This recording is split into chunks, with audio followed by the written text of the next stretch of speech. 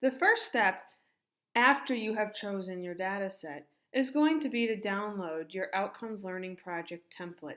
This is available under the Week 4 portion of your Moodle classroom. For the purposes of illustration, I have chosen a data set that includes information about 67 individual types of cereal, and it lists the manufacturer, how many calories, sodium, fiber, carbs, and sugar are in each individual serving. This does meet the requirements of the data set out in the previous video, as each row represents an individual type of cereal. There's no summary or frequency information. Now let's take a look at your first draft or your first week of work for this project. The first thing you want to do after downloading the template is make sure you save this somewhere where it's easily retrievable. I'm going to do a quick save as, and I'm going to take it out of the downloads file where it does tend to end up by default, and just put it somewhere where I can find it, wherever that is, maybe your Dropbox or Documents, your desktop, whatever makes you happy. You may also want to name it at this point with your last name, just to make this easy. I'm going to throw it in my iCloud drive so I can access it wherever I wish. Okay? For the first week, you by no means have to complete the entire project, but we are going to set up our context, our purpose, and our hypothesis. So actually, it may be easiest to do your hypothesis statement first and then go back and look at your context and purpose. Okay? So the null hypothesis always deals with equality.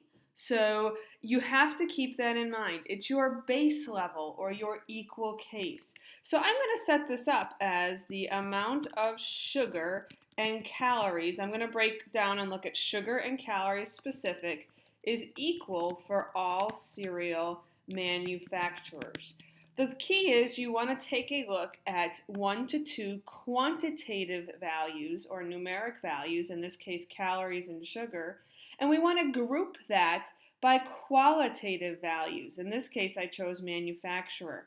You can also create groupings of your own. Age groups, while age is a quantitative number, you could create age groups to look at comparison-wise. And so you can create or force your own grouping values into a data set, even if they're not already there. For example, if I wanted to force my own grouping, I may rate each cereal in terms of calorie, I can say that word, rating.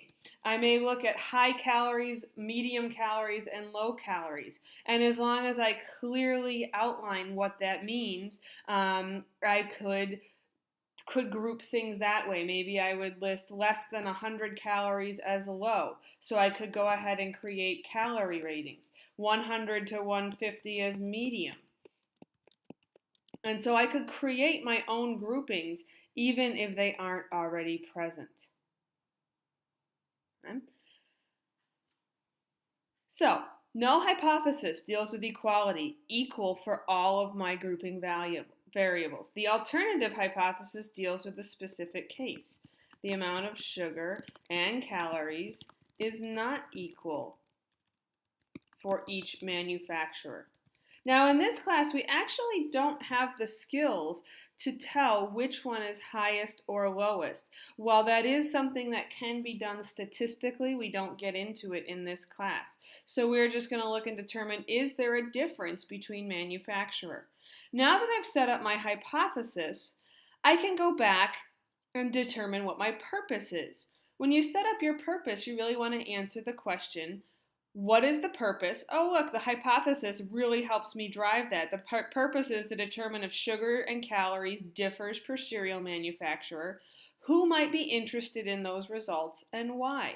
Maybe people who are making dietary choices or moms with kids are interested in those results. So who might be interested in these results and why? In this paragraph, you're essentially going to explain your hypothesis in words and who might be interested in the results and why. Working backwards, we're then going to set up the context of the data. Where does the data come from? What is it related to? Some of you may have a very good handle on context if the data comes from your workplace or your hobbies. For example, if you collected the data from your workplace, you could set up some context in terms of what your specific workplace is. You know, it's a 150 patient outpatient rehab facility in upstate New York, and you could set that context up that way. For those of you using sample data, you can kind of hypothesize a context. Where did the data come from? So I might set this up as a question has been related to sugar content and calorie content of breakfast cereals. Maybe I could put in, a little bit of research as to why that's important, information about breakfast and dietary information that way. And, just set up a context that this was collected from 67 different kinds of cereals using a single serving size. I can kind of assume that they would keep things consistent, and data was collected for the purposes of analysis. So while some of you may have a great idea of the actual context, some of you may have to elaborate a little bit or kind of create a fictional context for your data that would fit the data set. The important thing is your context does fit the data set and just gives us an idea of what the data set is measuring and why it's important. Right?